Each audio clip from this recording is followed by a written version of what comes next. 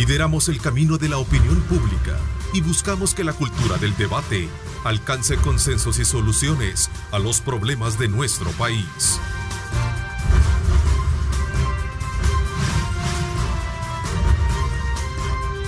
Diálogo con Ernesto López. Hola, ¿qué tal? Muy buenos días. Les saluda Samuel Arias. Bienvenidos a este martes 17 de septiembre del 2019, a otra edición más de Diálogo con Ernesto López, el programa del grupo Megavisión, que está cubriendo todo el país con los canales 15, 19 y 21. Gracias por acompañarnos.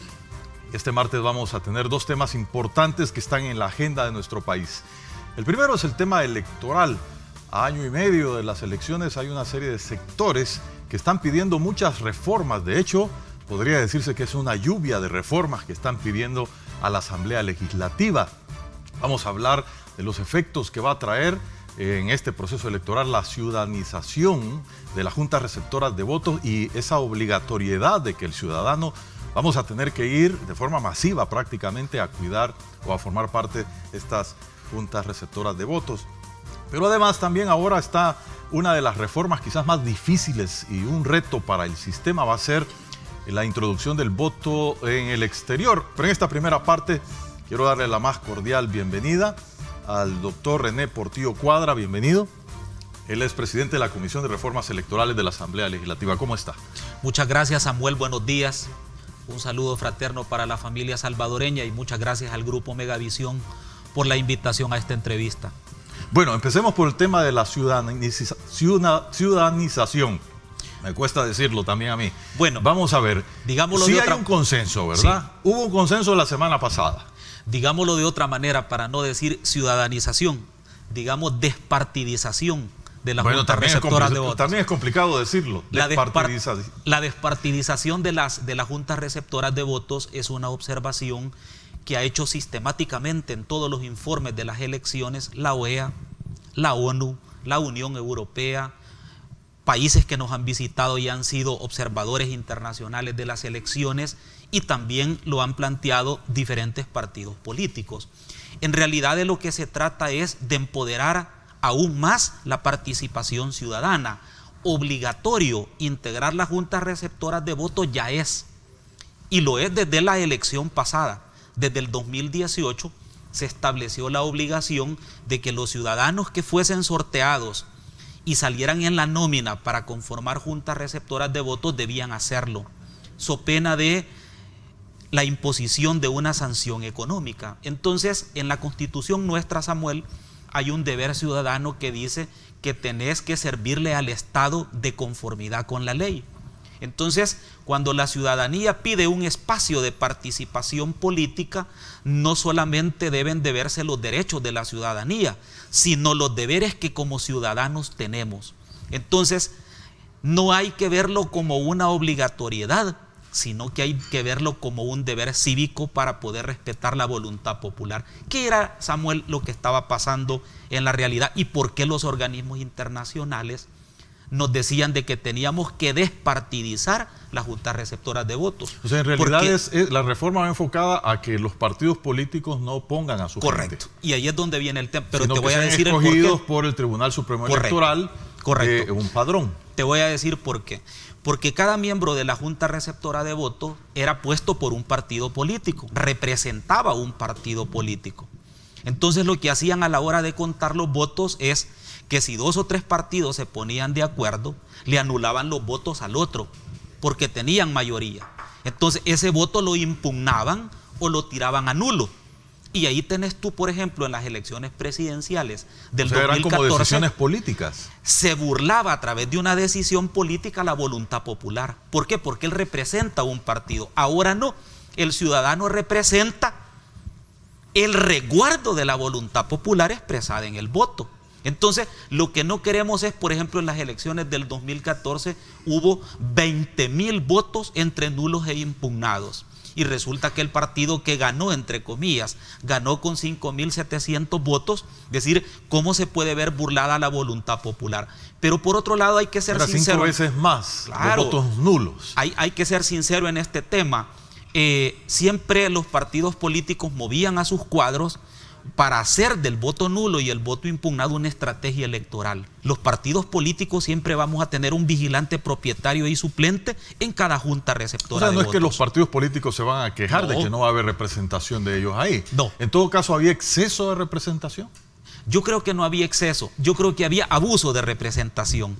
No exceso, sino que un abuso, porque al final el partido político no solo organizaba las elecciones, sino que hasta decidía la voluntad popular. Y ahí es donde está el tema. Ahora, ¿por qué se detuvo la aprobación la semana anterior? Ya había un acuerdo, ¿no? Ya había y de hecho hay un acuerdo, a excepción del FMLN.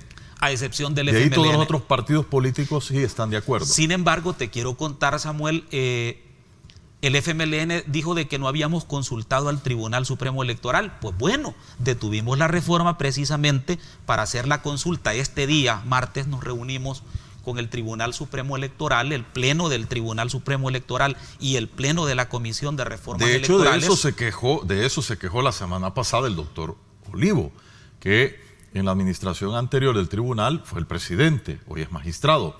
Y él se quejó de que esta reforma no había sido consultada con el Tribunal Supremo Electoral. ¿Cómo es posible? Es que ahí es donde viene el tema. Mira, los órganos del Estado y las entidades del Estado debemos de colaborarnos entre sí. Ese es un precepto constitucional que baja desde los 3 órganos del Estado hasta el final. Pero no debemos confundirnos. Es decir, una cosa es que le consultemos para establecer una mejor política pública del voto, y otra cosa es no legislar ateniéndose a lo que diga el tribunal. O sea, este ente legisla, este ente administra las elecciones. Pero mandarlo a oír no era parte del procedimiento previo. No, es que nosotros ya habíamos discutido este tema con el tribunal anterior. Pero volvamos al consenso, porque a mí me interesa, como presidente de la comisión, empujar el consenso de los partidos políticos, no el disenso. Entonces, si el FMLN ponía como condición, escuchemos al tribunal, mira, enhorabuena, no lo aprobemos esta semana, aprobémoslo la otra, oigamos al tribunal. Pero además de eso, hubo otra sugerencia más muy atendible. Miren, incorporen en el proceso la forma del sorteo. Bueno, incorporémoslo, ningún problema. De lo que se trata es... ¿Y cómo está el sorteo actualmente? Bueno, lo hace el Tribunal Supremo Electoral en base a listas que le enviaban los partidos políticos. Aquí es donde viene el tema, había una ciudadanización a medias, porque los partidos políticos podían proponer a personas, fíjate qué interesante esa figura, los partidos políticos, esta gente, pero que no sean de partidos políticos. Y te lo proponía el mismo partido político, o sea, como si los partidos tuviéramos nuestros propios independientes, ¿vea? Entonces, eso se le llama fraude de ley. Somos el único país en donde eran los partidos políticos los que ponían a los miembros de las juntas receptoras de votos. En todos los países de la región, para no irnos a Europa o a Estados Unidos, es un deber cívico ciudadano de ir a integrar esa junta. Entonces, no hay que tenerle miedo a la obligatoriedad. O sea, de alguna manera aquí se había acostumbrado a hacerlo partidario. Claro, y ahí es donde yo creo que el mejor garante de que no hayan votos nulos e impugnados, que no haya ese montón de canopis y bulla alrededor de los centros de votación, que no hayan vallas, es el Estado a través de los ciudadanos. Entonces, yo creo que este es un avance sustancial que si no lo hacemos en este momento, simple y sencillamente vamos a continuar en el relajo que tenemos hasta este momento. Por ejemplo, para ilustrar, ¿qué tipo de decisiones podrían cambiar cuando hay representantes de partidos políticos y cuando hay ciudadanos? Por ejemplo, ¿cómo nos pudiera ilustrar eso? Por ejemplo, no veríamos la situación de pelearse de quién es el presidente o el secretario de la Junta Receptora de Votos para tener el control de las papeletas de los sellos, porque ya no tendría ningún objetivo, porque ellos no representan partido, sino la voluntad popular. Segundo, tendríamos la posibilidad de que personas con cierto grado o nivel académico sea integrante de las juntas receptoras de votos para que el proceso sea más ágil, más dinámico, más transparente y más fluido para la población. ¿Hoy se va a discutir? ¿Se van a reunir con el tribunal? Ahora nos vamos a reunir con el tribunal. Tenemos una agenda interesante. Vamos a analizar la despartidización de las juntas, el voto en el exterior, el presupuesto 2020-2021 para el tribunal, adquisición de tecnología para las elecciones el tema de la ponderación del voto cruzado, y van a haber algunos otros temas más que sin duda los vamos a analizar. Doctor René Portillo Cuadra, hoy vamos a hablar de Arena, ¿verdad? Hablemos un poco de lo que está ocurriendo en Arena. Este domingo va a haber Asamblea General, traspaso de mando, asume Gustavo López. Efectivamente, el último fin de semana de este mes, el próximo domingo, pues prácticamente estaría asumiendo el nuevo COENA, estaría juramentando la nueva comisión política del partido. Con esto se inicia toda una reingeniería en la estructura dirigencial del partido de cara no solo a las próximas elecciones. Arena no debe de ser un partido de oposición solamente, debe de ser un partido de opción política para poder gobernar. La oposición no es el que queda en segundo lugar.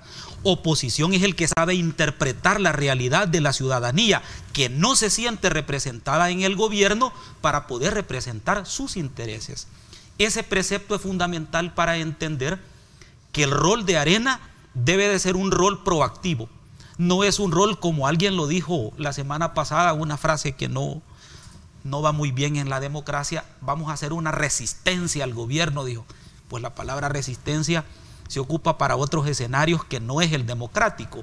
No, realmente ser oposición, pero una oposición proactiva, una oposición que permita darle salida a los problemas reales del país.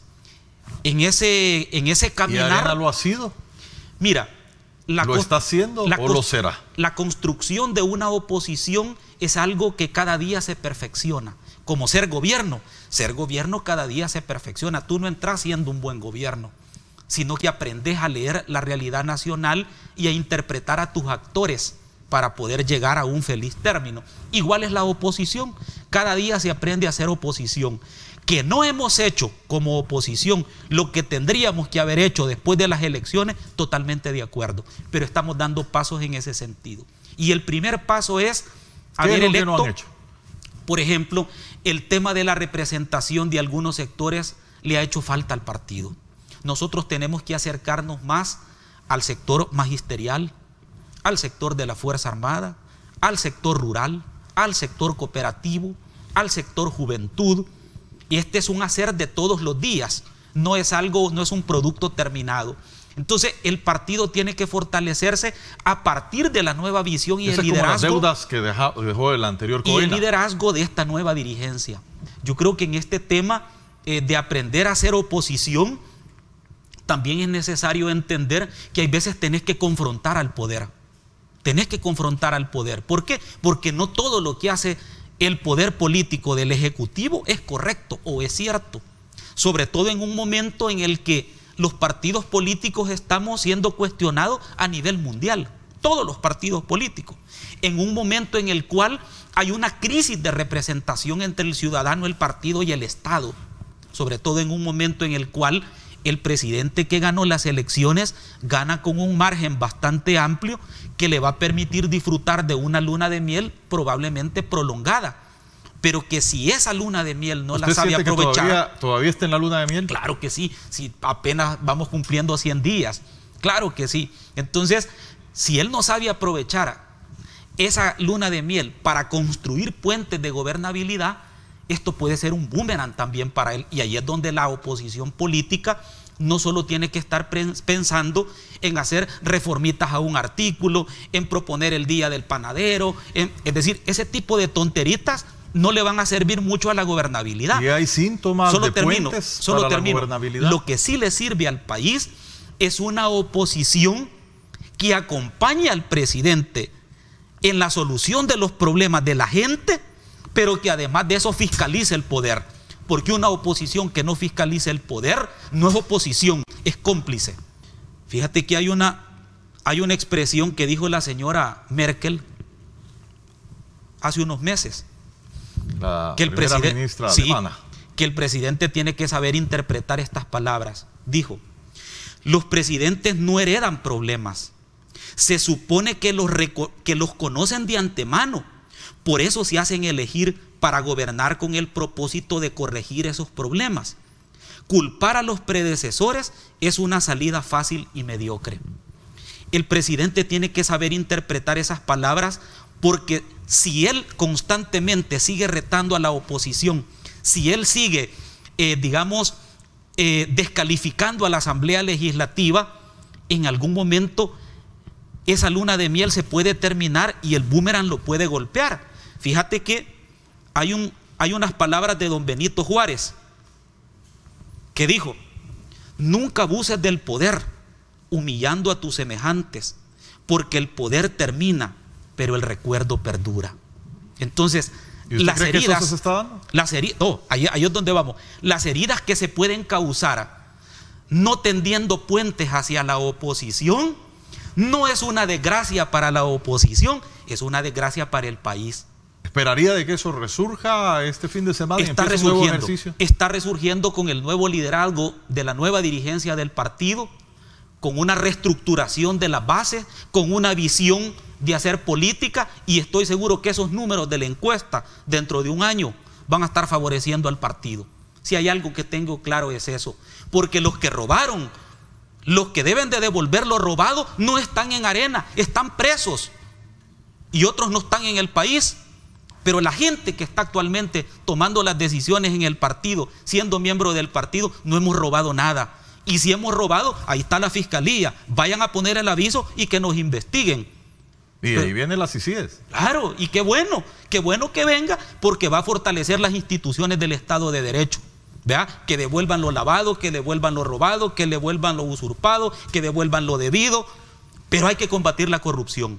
Ustedes como Arena, como parlamentarios, van a ir en ese camino.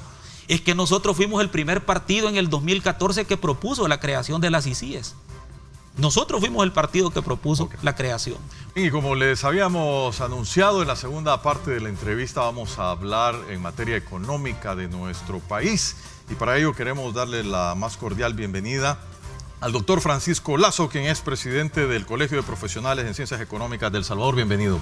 Samuel, un placer estar aquí con ustedes y sintiendo la ausencia de nuestro buen amigo Ernesto López, y les deseo una pronta y feliz recuperación. Ya esperamos que la otra semana esté con nosotros, ¿verdad? Y también le damos la más cordial bienvenida al licenciado Alfonso Goitia, ¿verdad? Sí, Goitia, quien es economista y coordinador del Congreso de Economistas. Bienvenido, licenciado. Bueno, muchas gracias, muy amables por la invitación. Bueno, venimos a hablar, por supuesto que ustedes tienen un importante evento, ¿verdad?, en materia de un Congreso de Economistas de América Latina y el Caribe, pero vamos a hacer previo a esto, ¿verdad?, si me lo permiten. Quisiéramos comenzar hablando un poco de lo que es la coyuntura económica que está viviendo nuestro país, específicamente después de un poco más de 100 días ya de la administración Bukele, ¿verdad? Creo que es importante escuchar de boca de especialistas como ustedes este tema que también es importantísimo para nuestro país. Ya se han hablado de los avances y de las acciones que se tomaron en materia de seguridad, que es un tema también que ha preocupado mucho a los salvadoreños, pero también necesitamos hablar de economía, ¿verdad? Entonces, doctor Lazo, ¿cuál es el ambiente que ustedes ven con este nuevo gobierno y las expectativas económicas que se han generado para nuestro país? Bueno, hay dos elementos importantes a considerar esto, unos externos y otros internos. Voy a hablar primero de los externos. Todas las proyecciones que hacen los organismos internacionales de cara a qué es lo que va a suceder en el resto de 2019 y para 2020 es que la economía mundial reducirá sus tasas de crecimiento. En buena medida esto está por la guerra económica que tiene Estados Unidos con China, que presagian que esto tendrá repercusiones internacionales. Se habla también de que está en ciernes en la economía de los Estados Unidos una recesión. Hay un indicador donde compara las tasas de interés de corto plazo con las de largo plazo, y eso históricamente han sido los preludios de crisis en los Estados Unidos. Es decir, cuando las tasas de interés de corto plazo superan a las tasas de interés de largo plazo, que es lo que está sucediendo en este momento en los Estados Unidos, eso siempre ha sido preludio. El entorno internacional no es el más favorable. No es el más favorable. Es decir, ¿y qué hay de estos ataques a las petroleras. Esto va a venir Por todavía supuesto que sí. a afectar toda la economía mundial y a impactar directamente a nosotros. Esto está incrementando ya el precio internacional del crudo, del petróleo, por lo tanto eso nos repercute a una economía como El Salvador, que es exportadora neta de todos los hidrocarburos que hay. Nos van a subir los precios de la gasolina. Mira, los resultados en materia económica en estos 100 días no nos muestran necesariamente un comportamiento positivo. La economía se ha debilitado. ¿En 100 días se ha debilitado? Sí, se ha debilitado. Muchas de las variables económicas que son importantes para mostrar un mayor crecimiento están muy abajo, digamos, de lo que estaban anteriormente. De hecho, por ejemplo, las remesas, que son un factor importante en la capacidad de demanda, se ha reducido en su tasa de crecimiento de 9% a 3.1%. O sea, eso es delicado porque es un factor de demanda importante. Pero igual, también es parte del entorno internacional. Claro, o sea, tiene que ver, oigan, como ese entorno que ya señalaba el doctor Lazo, alrededor de la recesión en Estados Unidos, la posible recesión en Estados Unidos, que obviamente puede impactar negativamente a la economía del país. Hay una inercia del proceso de la dinámica de crecimiento de la economía y de las políticas económicas con respecto a los años anteriores. O sea, no hay un giro por parte de las políticas económicas actuales. Se mantiene la misma lógica del último año, de los últimos años. Disculpe. Pero en esa perspectiva, sí creo que el gobierno tiene mucho que hacer en este campo de la economía, porque hay que empujar la exportación, hay que mejorar las capacidades de demanda interna, que muchas de esas variables se han reducido. La inversión pública tiene que moverse fuertemente en estos meses, porque realmente ha caído en términos negativos. Y seguimos conversando con los miembros del Colegio de Profesionales en Ciencias Económicas del Salvador, Colproce.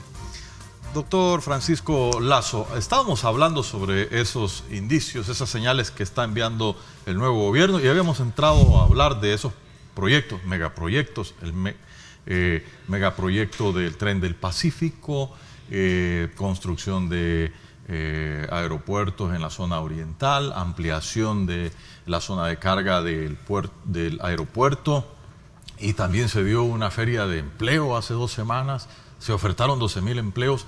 La pregunta es, ¿este gobierno pudiera traer más inversión?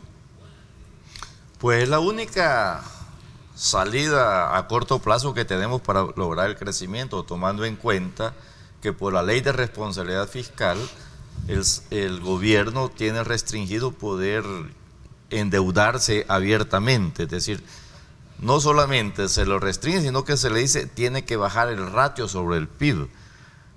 Y lo que le está complicando es el problema de las pensiones, por lo tanto hay que atender también las pensiones. Entonces, si por el lado de la inversión pública está complicado, nosotros estamos invirtiendo 3-4% sobre el producto con inversión pública, y con la inversión privada estamos llegando aproximadamente a 17%. Y los manuales de economía dicen que para poder tener una economía creciente, sólida, la inversión debe de rondar cerca del 25% del Producto Interno Bruto. Estamos lejos de eso.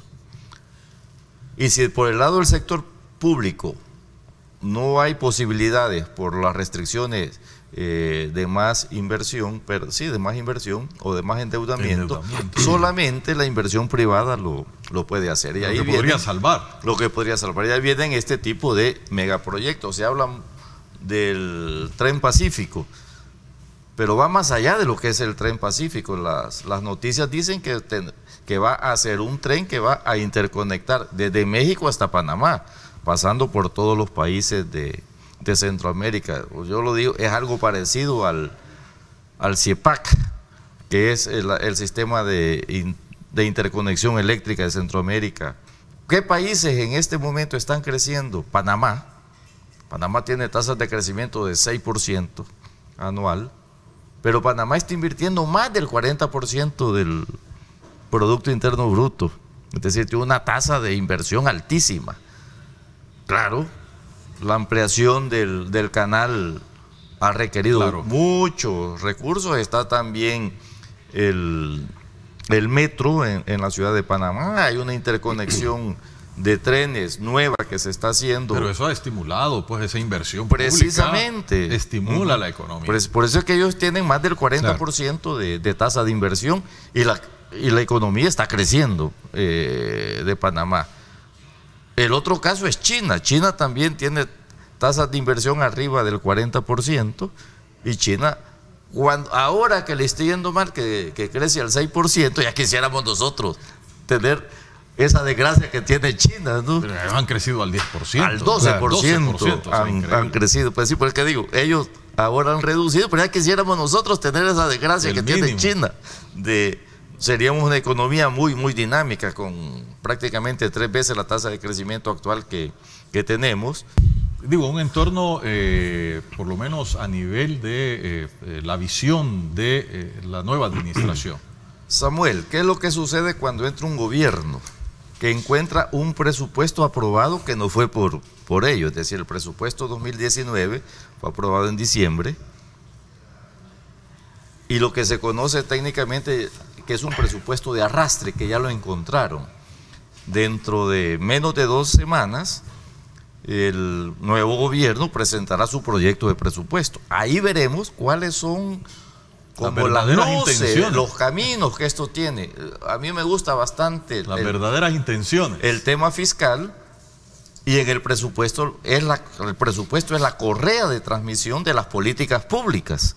Entonces ahí veremos por dónde se va a orientar las decisiones del nuevo gobierno. Y ahí veremos, pues será un tema importante de regresar aquí a este foro para analizar el proyecto de presupuesto, para ver cómo va. Tomando en cuenta lo siguiente, que el presupuesto tiene también serias limitaciones en términos de manejo de cintura. El 90% está preasignado. Así es. Solo 10% puede contar. Sí, y cuando uno revisa el plan Cuscatlán, no hay flexibilidad. No hay flexibilidad. Cuando uno revisa el plan Cuscatlán, que dice, miren, vamos a revisar las duplicidades que hay en la administración pública, que hay varias instituciones que están realizando lo mismo. Tal vez por ahí se puedan liberar recursos, pero habría que ver, hay que esperar por lo menos 2 semanas para qué concreción al respecto se pueden tener. Y ahí veremos el futuro, por lo menos para el 2020. Sí. O sea, y eso es lo que nosotros vamos a estar analizando en este Congreso. La cuarta revolución industrial, sus retos. ¿Qué es lo que tenemos que hacer las diversas economías, no solamente de América Latina, en el mundo, para poder decir, miren, vamos a estar presentes? Y necesitamos incluso que nuestros sistemas educativos, las universidades, se transformen. Cuando uno revisa maestrías y doctorados, ninguna universidad en El Salvador tiene estos para ingenierías. No lo tienen contemplado. No lo tienen contemplado. Entonces, hay un atraso en este por tipo supuesto que sí.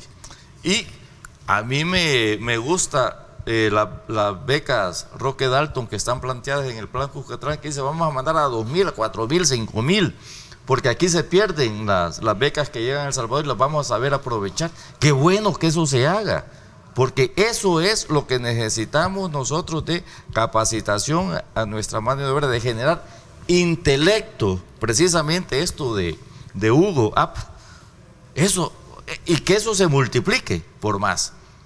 Son los elementos que a uno le dicen, miren, estaremos preparados para esa situación con capacidades intelectuales, con habilidades que se le estén generando en nuestra mano de obra, y que el sistema educativo se transforme y se modifique para hacerle reto a eso. Bueno, entonces, licenciado Goitia, la invitación final entonces ya para este congreso. Bueno, queremos invitar a todos los televidentes que empresarios, como decíamos, ya sean funcionarios de gobierno, ya sean estudiantes, universitarios, etcétera, que puedan participar en este congreso, que es sumamente importante para el país, y va a haber muchos profesionales de alto nivel dando conocimiento y debatiendo alrededor de este tema de la cuarta revolución industrial, sus impactos y los retos que tenemos para enfrentarlos. Bueno, eso será dentro de un mes, ¿verdad? Sí, el 16, 17 y 18 de octubre. ¿Cómo no?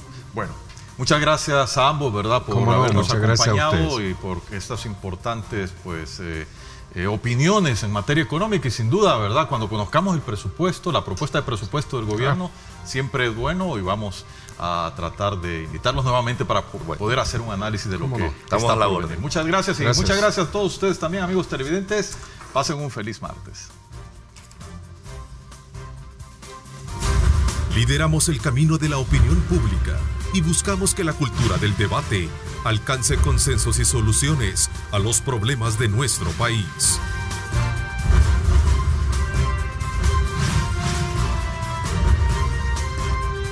Diálogo con Ernesto López.